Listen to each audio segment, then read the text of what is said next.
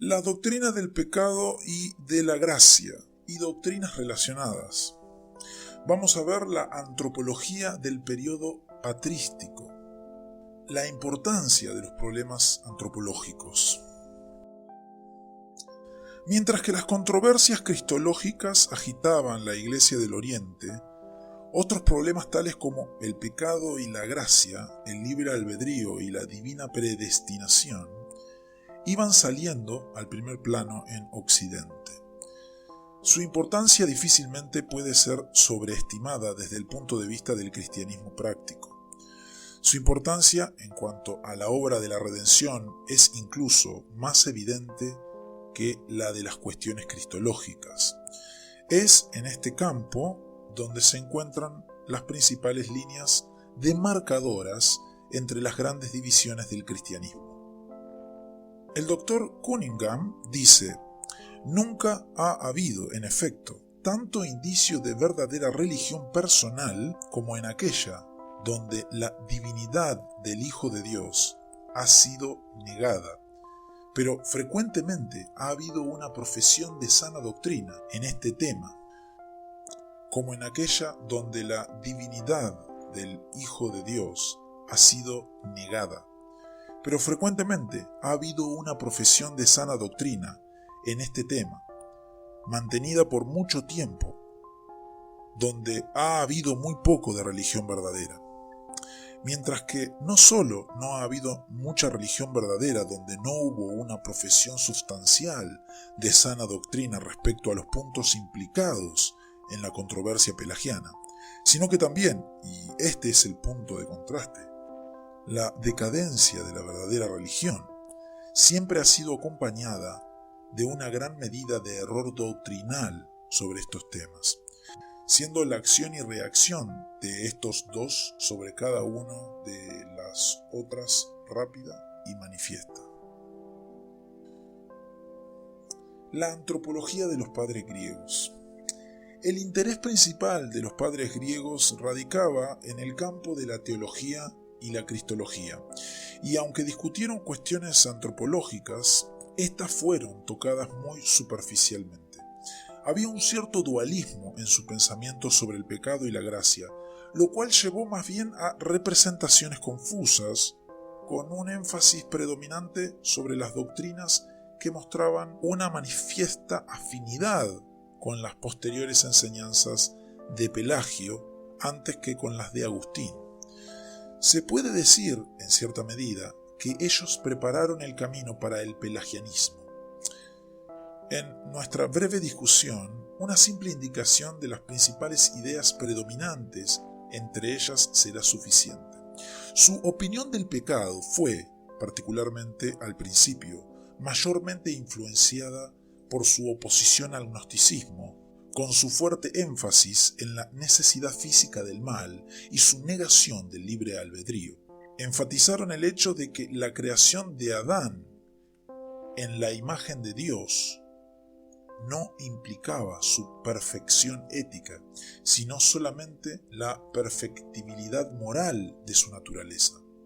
Adán podía pecar y pecó, cayendo así bajo el poder de Satanás, la muerte y la corrupción pecaminosa. Esta corrupción física se propagó en el género humano, pero no es pecado en sí misma y no involucró a la humanidad en la culpa. No hay pecado original en el sentido estricto de la palabra. No niegan la solidaridad del género humano, pero admiten su nexo físico con Adán.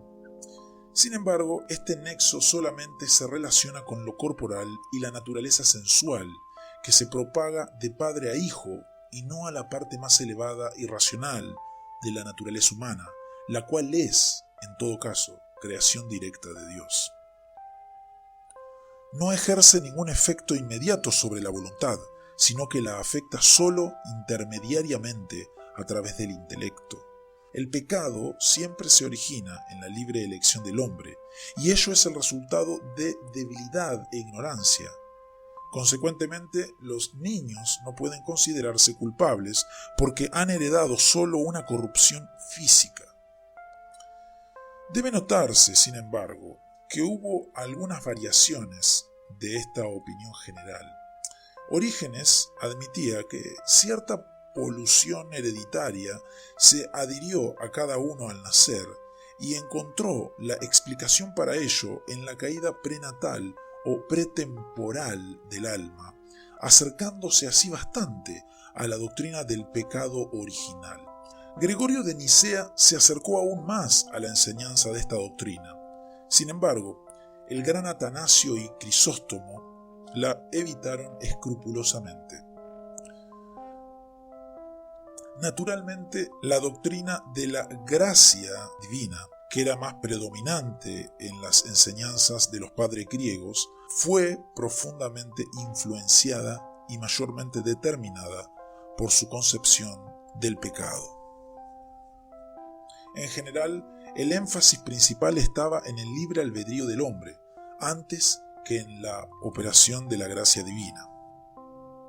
En la obra de la regeneración, no es la gracia de Dios la que tiene la iniciativa, sino más bien la libre voluntad del hombre.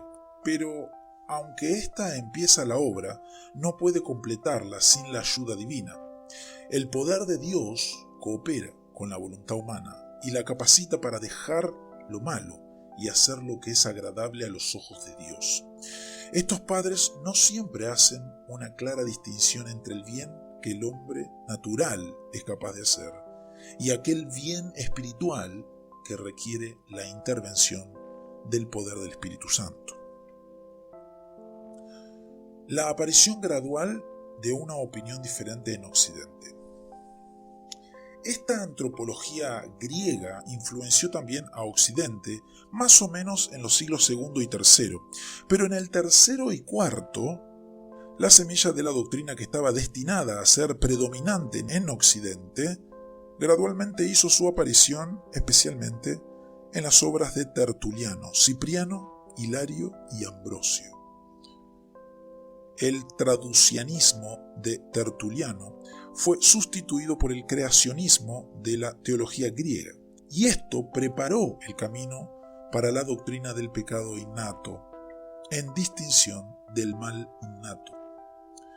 Su famosa máxima era tradux animae, tradux peccati, es decir, la propagación del alma involucra la propagación del pecado.